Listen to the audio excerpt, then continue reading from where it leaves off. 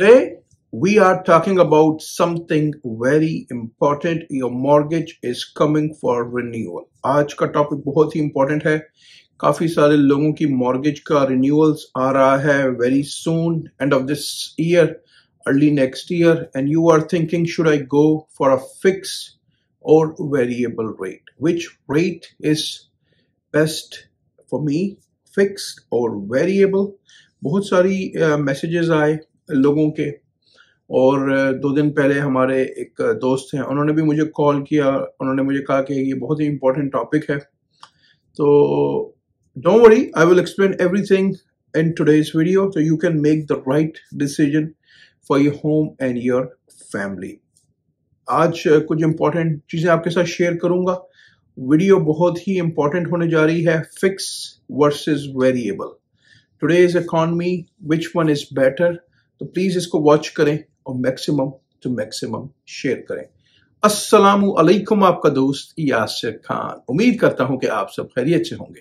जैसा कि आप जानते हैं, मैं टोरंटो और सराउंडिंग्स में फुल टाइम रियल एस्टेट में हूं with many years in business in Toronto and surroundings. कोई भी सवाल आपके जहन में है, बहुत अच्छी अपॉर्चुनिटीज इस वक्त जो हैं वो नजर आ रही हैं.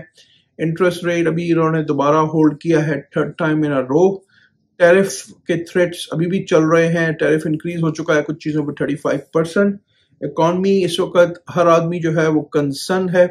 तो कोई भी रियल स्टेट रिलेटेड आपके जहन में सवाल है, डाउन साइज करना है, अप साइज करना है, राइट, कोई इंफॉर्मेशन चाहिए, हाउ थिंग्स वर्क, क्या करना चाहिए कि डिजास्टर से पहले अपना एक फाइनेंशियल्स गोल बनाएं. अगर आप चीजों को मैनेज नहीं कर पा रहे तो let's connect.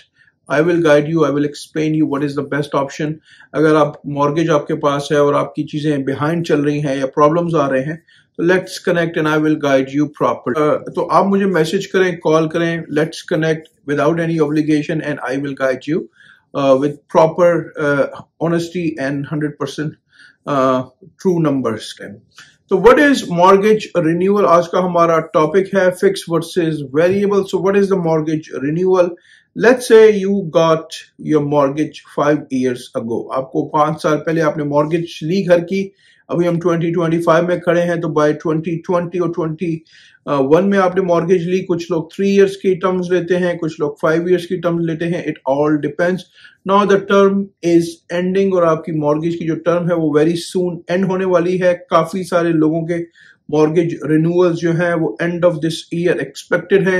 You still owe money on your home. आप अपने घर में पैसे अभी भी ओ करते हो, but your contract with the bank about to expire. जो कॉन्ट्रैक्ट, जो टर्म आपने साइन की है बैंक के साथ, वो एक्सपायर होने जा रही है. This means you need to renew your mortgage, sign a new agreement for N other term. तो आपने अपनी मॉर्गेज को रिन्यू कराना है और आपने एक और टर्म साइन करनी है. यहां पे एक चीज ऐड कर देता हूं, अगर आप अपने करंट लेंडर के साथ है, लेंडर का मतलब जो बैंक है आपका, जिसमें टीडी हो गया, सीआईबीसी हो गया, आरबीसी, कोई भी बैंक है, उसके साथ अगर आपकी मॉर्गेज है और आप सिर्फ रिन्यू करा रहे हैं, तो आपको कोई डॉक्यूमेंटेशन, मॉर्गेज का अप्रूवल वगैरह नहीं लेना. उनसे बात करनी है कि जो भी बेस्ट रेट है वो आपको दे दें और आपने सिर्फ उनका एक डॉक्यूमेंट या 2 डॉक्यूमेंट जो भी है वो साइन करने हैं and you are good to go for the next term. उसमें आप फिक्स या वेरिएबल दोनों पे जा सकते हैं. लेकिन इफ यू आर डिसाइड कि मैंने भाई चेंज करना है दूसरे बैंक, तो आपकी मॉर्गेज की पूरी क्वालिफिकेशन दोबारा दूसरा बैंक जो है वो करेगा. तो you have to make sure कि you understand how things work. This means you need to renew your mortgage, sign a new agreement of an other term. जिस तरह मैंने मेंशन किया, at this time the interest rate will change. अब यहाँ पे interest rate जो है वो चेंज होगा. 5 साल पहले जो इंटरेस्ट रेट था, फॉर एग्जाम्पल अगर आपने 2% पे लिया और 30 ईयर की एमोटाइजेशन ली या 25 ईयर की एमोटाइजेशन ली, और वही इंटरेस्ट रेट अब डबल से ज्यादा हो चुका है. इस वक्त का जो करंट इंटरेस्ट रेट चल रहा है वो रफली कुछ बैंक्स 4.4 ऑफर कर रहे हैं, कुछ बैंक 4.6 ऑफर कर रहे हैं. It all depends. Fix rate में डिफरेंट है, वेरिएबल रेट में डिफरेंट है, इस बैंक टू बैंक है. आप उनसे जाके चीजों को चेक कर सकते हैं. यहाँ पे एक रफ एग्जांपल, एक छोटी सी एग्जांपल ऐड करूंगा कि थोड़ा सा आपको कैलकुलेशन का भी पता हो कि मंथली पेमेंट्स कितनी आपकी प्लस माइनस बढ़ेंगी.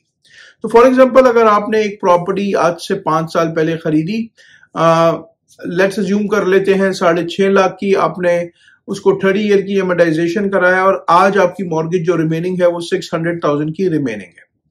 अब इंटरेस्ट रेट इस वक्त अगर हम देखते हैं, अगर फॉर एग्जांपल इंटरेस्ट रेट 4.5 चल रहा है, मैं आपको एक रफ नंबर दे रहा हूं, आप बैंक से चेक कर लें कि आपको क्या एग्जैक्ट मिलता है। कैलकुलेटर सारे ऑनलाइन अवेलेबल हैं। तो फॉर एग्जांपल अगर आपकी 25 ईयर की टर्म्स रिमेनिंग है, आपके 6 लाख का बैलेंस बाकी है और इंटरेस्ट रेट आपको बैंक अगर रिन्यूअल पे 4.5% देता है, तो आपकी मॉर्गेज की जो पेमेंट है वो आएगी जी 3,321। और अगर हम इसको देख लेते हैं 2% के रेट के हिसाब से तो तकरीबन 2541। तो रफली अगर हम देखते हैं तो गिव एंड टेक ये आपका रफली तकरीबन 750 to 800 डॉलर्स का डिफरेंस आपका आएगा महीने का। तो अब यहाँ पे काफी सारे लोग कंसर्न हैं अफोर्डेबिलिटी को लेकर। Can you afford N other 700-800 dollars? ये अमाउंट मैंने आपको सिर्फ और सिर्फ $600,000 पे बताई है। नाउ लेट्स अज्यूम आपकी अगर मॉर्गेज फॉर एग्जांपल 900,000 की रिमेनिंग है और आपके पास 25 इयर्स हैं और 4.5% का रेट है। अब आप खड़े हैं जी close to $5,000, close to $5,000। This is just a mortgage. दोस्तों अगर फॉर एग्जांपल ये प्रॉपर्टी आपने 2% पे ली है 5 साल पहले, तो अगर 2% का इंटरेस्ट रेट था तो आपकी पेमेंट समवेयर $3,800 महीने की आती थी रफली। तो आप तकरीबन $1,100 पे खड़े हैं। तो अब यहाँ पे सवाल ये आता है कि क्या मैं मैनेज कर सकता हूं, क्या मैं अफोर्ड कर सकता हूं? तो एज अ प्रोफेशनल मैं हमेशा ये सजेस्ट करता हूं कि अपने जो भी आपके फिक्स एक्सपेंस हैं उनको कैलकुलेट करें, अपनी प्रॉपर ड्यू डिलिजेंस करें, रिसर्च करें, लास्ट मिनट का वेट बिल्कुल ना करें।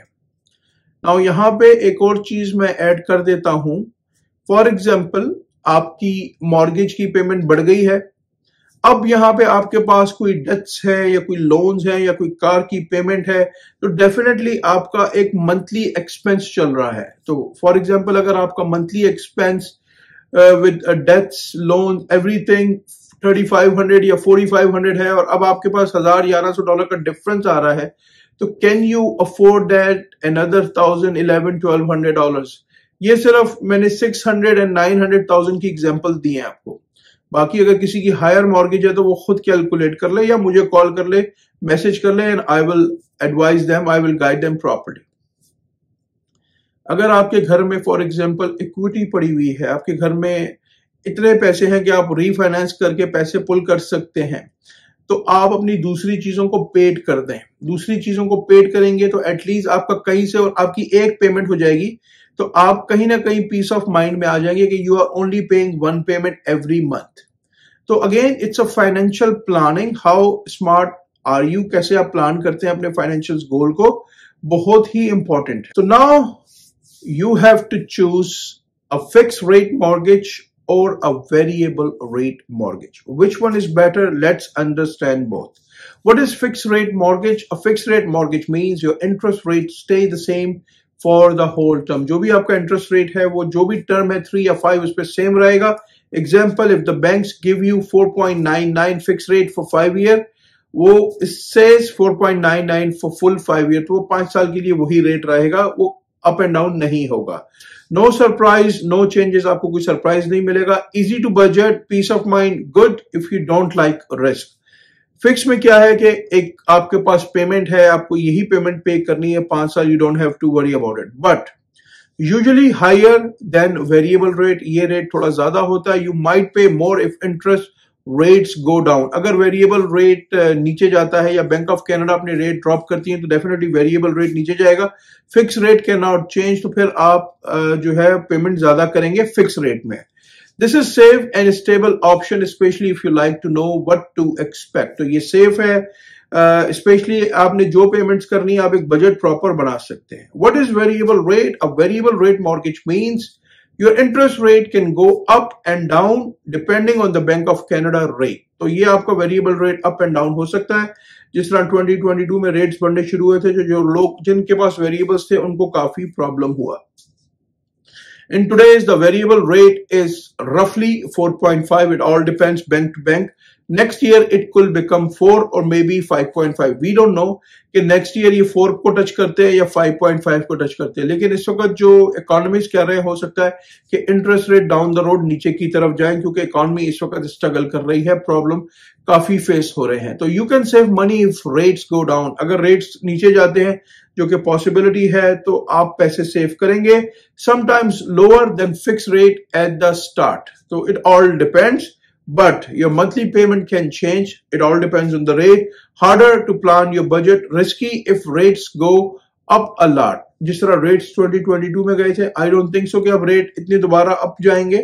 अब इसने डेफिनेटली नीचे की तरफ जाना है. कब जाना है we don't know. लेकिन एज अ प्रोफेशनल अगर मुझसे कोई पूछे कि which one is better, तो मैं उसको यही सजेस्ट करूंगा कि right now go with the variable rate. But this is my personal opinion. मेरा ओपिनियन एक अलग चीज है, आपका एक डिसीजन डिफरेंट है. आपने वही करना है जो आपकी फैमिली के लिए बेहतर है. मेरे लिए क्या चीज बेहतर है, क्योंकि मैं एक डिफरेंट कैलकुलेशन से देखता हूं चीजों को, क्योंकि I do real estate for last 17 years. तो मैंने डिफरेंट रियल एस्टेट्स की मार्केट्स को देखा हुआ है, रेट्स को अप एंड डाउन देखा हुआ है. तो for me right now the variable rate is better. This is my personal opinion.